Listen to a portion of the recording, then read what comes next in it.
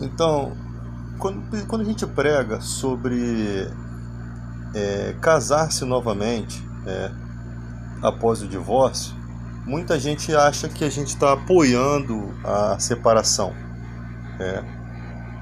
Você percebe nesse texto aqui, versículo 3, os fariseus estavam interpelando a Jesus se era lícito o marido repudiar sua mulher por qualquer motivo. Jesus respondeu: vocês não leram o que o Criador, desde o princípio, que o Criador fez homem e mulher? E que disse que por essa causa deixará o homem pai e mãe e se unirá à sua mulher, tornando os dois uma só carne. No casamento judaico, o casamento era arranjado. Então, a jovem com 12 anos e meio não tinha condições de escolher o marido. Era um casamento arranjado pelo pai daquela criança. E, por outro lado, o menino com 13 anos. A menina com 13 anos, ela poderia até não querer casar ou escolher, tá? Tinha essa questão aí que foi estudada. Mas até os 12 anos era um casamento arranjado. Então, possivelmente, esses casamentos arranjados não tinham amor. Eu acho que foi por isso que os discípulos reclamaram com Jesus: se essa é a condição do homem em relação à mulher, não convém casar. Eu acho que é por conta disso, porque é um casamento arranjado, é diferente de hoje, porque a pessoa, ela casou-se, mas não ama aquela pessoa, né? Então, ali, engraçado, quem está unindo ali não é o desejo, Eu não sei de onde surge essa doutrina de casamento arranjado lá no Antigo Testamento. Porque o certo era aquela jovem chegar a uma idade um pouco mais elevada e ela escolher se ela quer ou não casar, pelo menos o direito à escolha. E ali não havia esse direito, só para vocês entenderem o contexto. Então, Jesus disse que no princípio Deus fez o homem e a mulher para que o homem deixasse pai e mãe e se unir à sua mulher, tornando os dois uma só carne, de modo que já não são mais dois, porém uma só carne. Portanto, o que Deus ajuntou, não separe o homem. O que Deus juntou, não separe o homem. Preste atenção que no princípio Deus fez homem e mulher, tá? Qual era a idade de Adão e de Eva quando eles foram feitos? Foram feitos adultos, praticamente. Mas eu não creio que tinham 12 anos, nem 13 anos. Tá? Já começa por aí as coisas. Então não sei como que surge essa tradição de casar-se tão jovem, mesmo que fosse jovem, mas pelo menos a pessoa ter direito à escolha, mesmo que não seja a escolha adequada, tinha que haver uma afinidade, tá? E aí replicaram: por que mandou então Moisés da carta de divórcio repudiar? Moisés não mandou, e ele permitiu. A Jesus não repreende eles, mas corrige.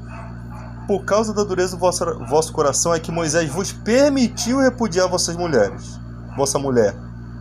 Entretanto, não foi assim desde o princípio, Então Moisés permitiu repudiar a mulher deles, mas não era assim, não era vontade de Deus, não foi assim que a lei foi estabelecida, não era daquela forma, tá? Então a dureza do coração do homem proporcionou aquilo. Temos que entender aqui, aí vou continuar aqui. Eu, porém, vos digo: quem repudiar sua mulher, não sendo por causa de relações sexuais ilícitas, e casar com outra, comete adultério. O que casar com a repudiada, comete adultério. Vamos entender esse texto aqui. Se não pudesse repudiar a mulher, não teria esse texto aqui. Essa palavra repudiar, você mandava ela de volta para a casa do pai, você pagava ali o dote, para que ela voltasse para a casa do pai, e ela era despedida e o cara ia viver solteiro? Não, ele ia casar-se de novo. Ele não ia ficar solteiro. Será que a lei só vai valer para ele quando repudiar apoluo, deixar ir, despedir? Então vamos supor que o homem casou com aquela mulher, achou relações sexuais ilícitas. No original, esse texto é porneia, essa palavra é porneia, que não significa somente relações sexuais ilícitas. Adultério, fornicação, homossexualidade, lesbianismo, relação sexual com animais, relação sexual com parentes, relação sexual... impureza que origina da idolatria. Então, essa palavra porneia, ela se encontra em várias passagens da Bíblia, referindo-se a tudo isso que eu citei. Então, o cara casou com a mulher, viu que a mulher era uma feiticeira, não está de acordo com as tradições bíblicas. Ele repudiava, estou repudiando porque estou mandando ela de volta aí, que ela não segue os parâmetros da lei. Eu não vou casar com uma mulher que diz ser religiosa e você me traz uma pessoa que está seguindo uma prática errada. Ou casa com uma mulher e a mulher não se interessa por outra mulher, não se interessa por homem. Casa com uma mulher e essa mulher praticou uma relação sexual. Isso aqui poderia ser, no caso do início, quando a virgindade da menina era motivo de desconfiança do marido, opa, essa mulher não é virgem. Aí fazia uma série de coisas que os judeus faziam lá, levava a virgem, fazia uma série de experiências para demonstrar se ela era virgem ou não, tá? Então, essa palavra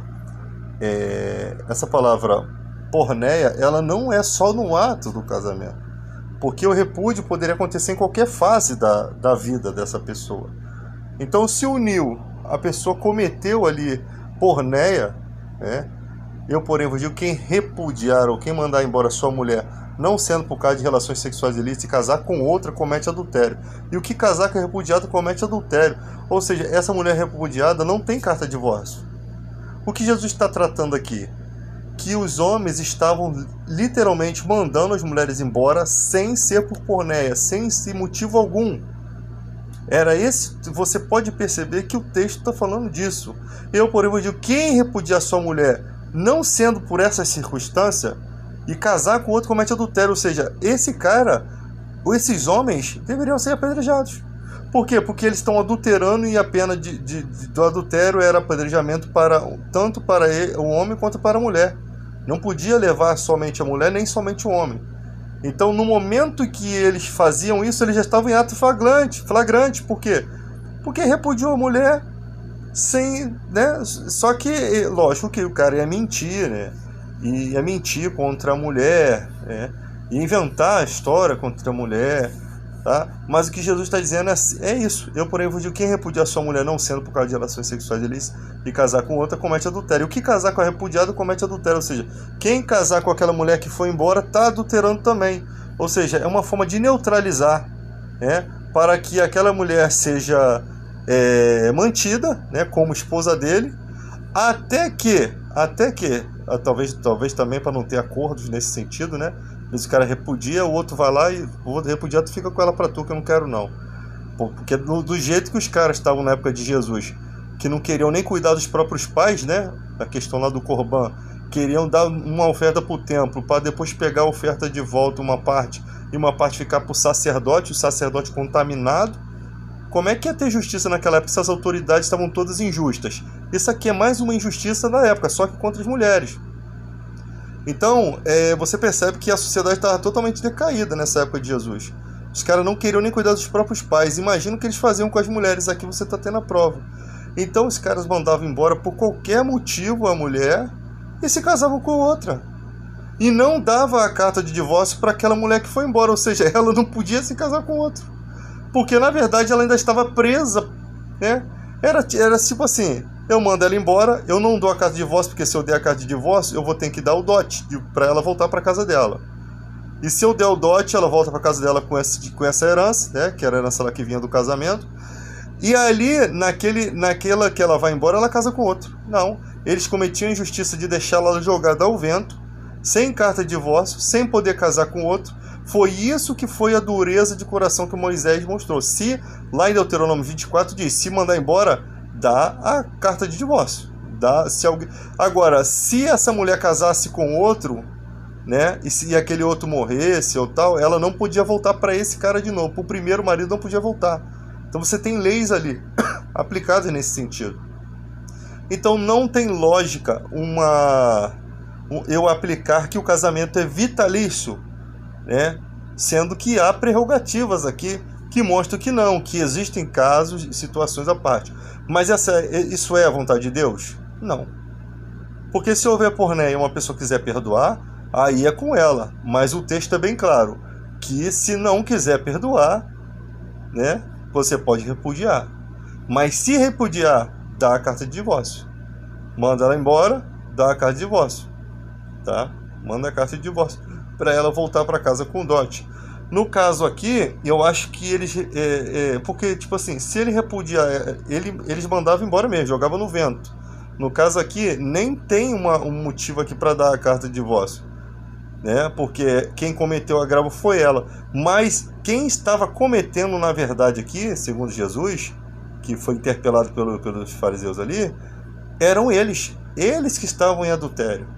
Eles que estavam cometendo a justiça, cometendo adultério. Mandavam a mulher embora de qualquer maneira, casavam-se de novo. Às vezes casavam com mulheres de outros povos e não acontecia nada com eles. Por quê? Porque a sociedade machista protegia os homens.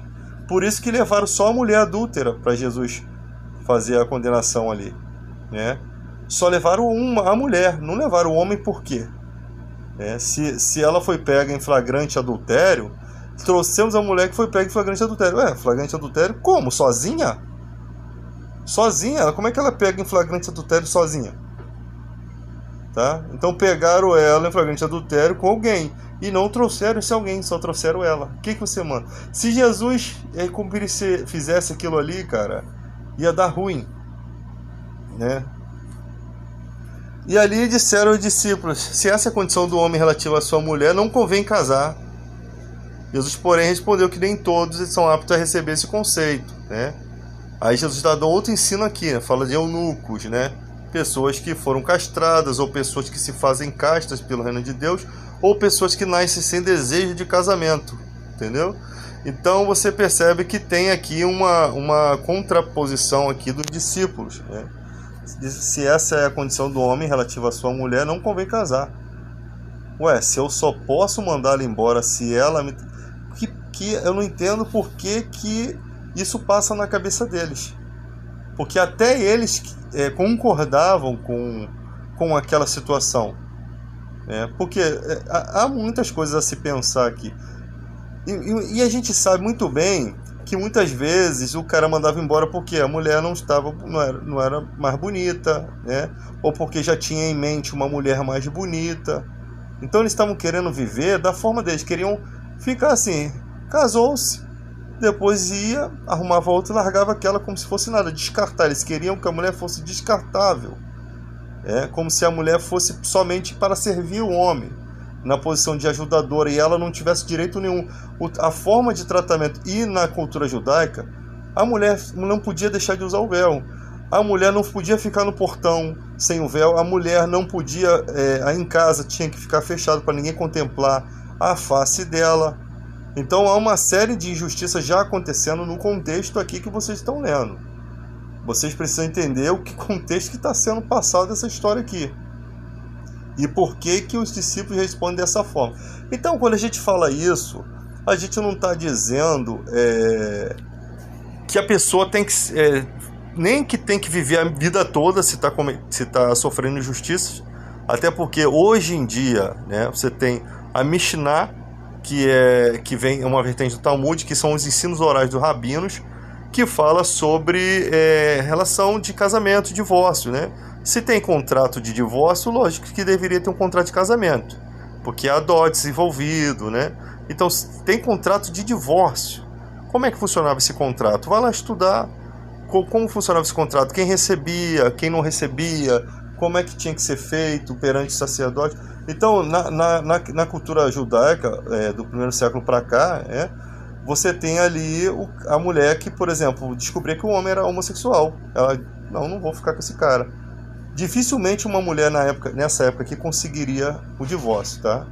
Porque o divórcio era mais o homem que pedia. A mulher não tinha, com raras exceções ela conseguia. Mas depois isso tudo foi mudando. Então as mulheres, o homem espancava ela, ia lá no rabino, informava a situação, tinha um tempo para ver se aquilo poderia ser consertado. Não tendo, ela se divorciava e casava. Então, os da lei já estão, desde o primeiro século, fazendo isso, né?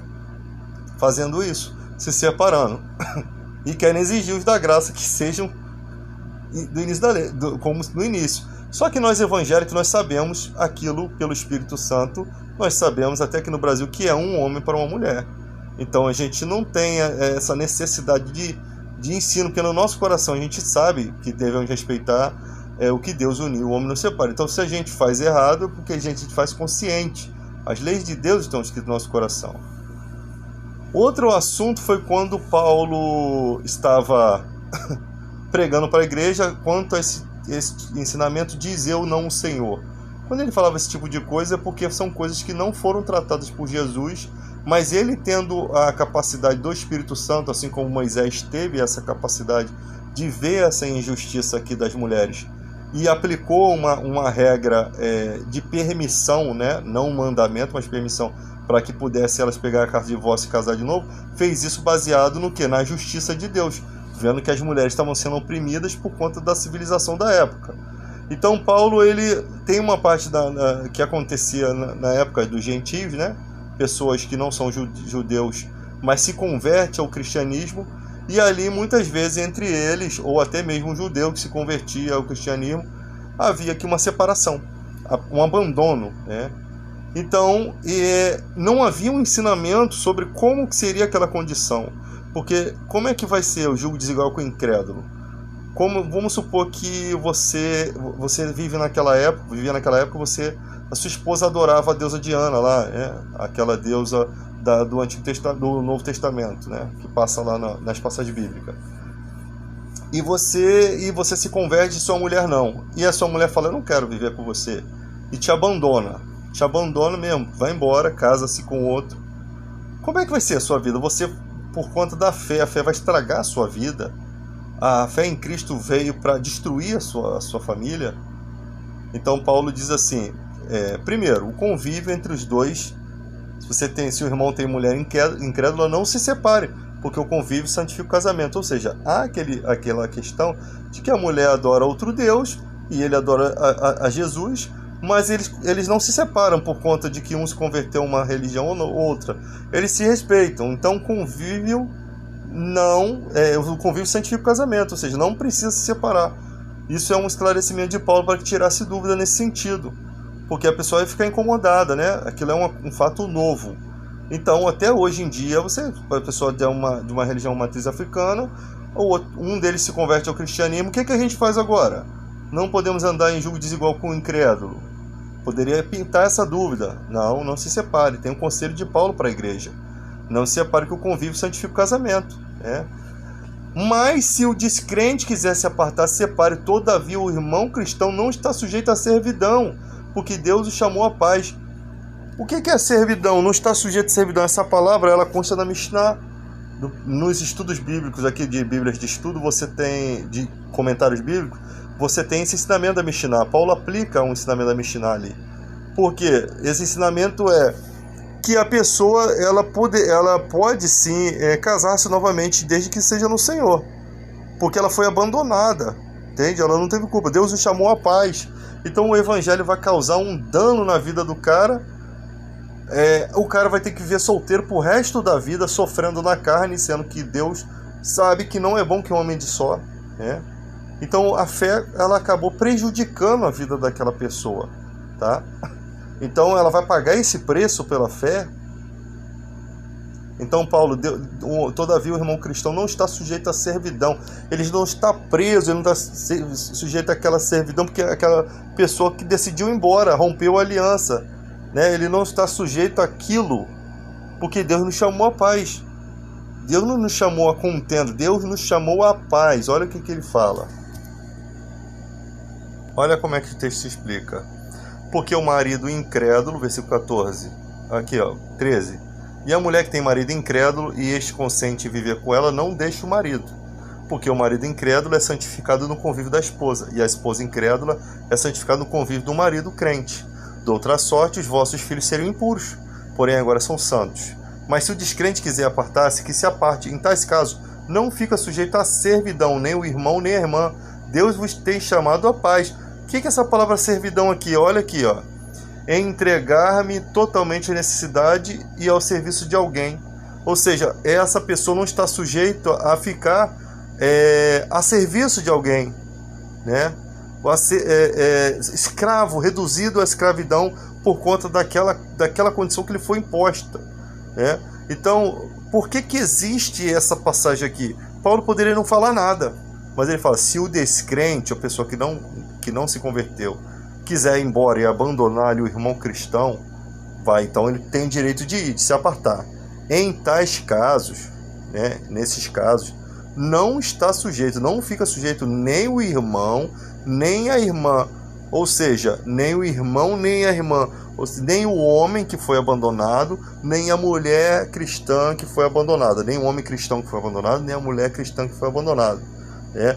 Porque o descrente vai embora, vai casar-se com outro, vai viver a vida dela, ou vai viver do jeito que quiser, mas o irmão foi abandonado, mas você não está sujeito à servidão, você não está sujeito às necessidades ou a serviço de alguém, tá? Você não está sujeito, você não está a serviço daquela pessoa mais. Aquela pessoa, você não tem que ter mais cuidado dela, entende? Porque ela te abandonou e foi embora, ela não quer você, ela tem o direito de seguir a vida dela, né? E aí porque Deus vos tem chamado à paz. Ou seja, como é que Deus vai te chamar para trazer tristeza na sua vida? Ao invés de trazer paz e alegria, né, os frutos do Espírito Santo, ele vai trazer maldade, maldição. Não, ele não trouxe maldição, ele trouxe paz. Ou seja, poxa, ela me abandonou, vai ser muito triste ser abandonado. Vai ser muito triste. Mais tristeza ainda teria que o cara que tivesse que ver sozinho, vendo a mulher dele casando com outra. Seria muito mais triste. Então quer dizer que o evangelho vai estragar a vida de uma pessoa? Já estragou uma parte, mas ali foi a decisão daquela pessoa.